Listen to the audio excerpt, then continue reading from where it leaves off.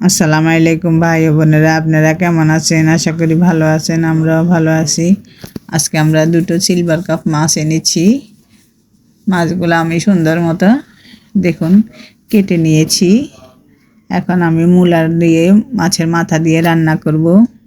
মূলও কেটে নিয়েছি, ধনেপাতা কাঁচামরিচ কেটে নিয়েছি। পাতিল বসিয়ে আমি তেল গরম দিয়ে দিয়েছি।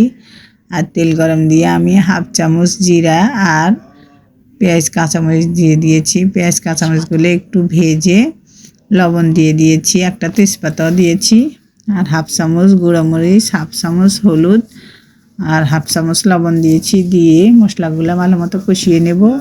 হাফ চামচ রসুন বাটা দিয়েছি। ভালো মতো কষানো হয়ে গেছে। এখন আমি পানি দিয়ে দিলাম। পানি দিয়ে আরও একটু কষিয়ে নেব।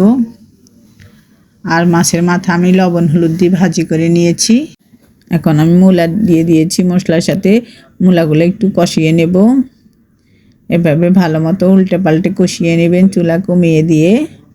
তারপর আমি একটু ঝোল দিয়ে দিব। দেখুন একটু ঝোল দিয়ে দিলাম, দিয়ে আরও একটু কষাবো। তারপর মাছের মাথাগুলো বসিয়ে দেব।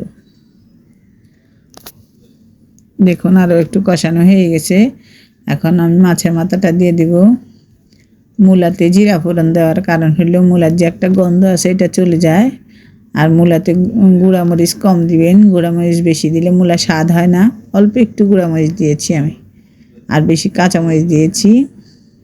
এখন মাছের মাথাটাও বসিয়ে দিয়েছি। দেখুন আরও কিছুক্ষণ রান্না করে এখন আমি নামিয়ে নেব। ধনেপাতা দিয়ে দিলাম।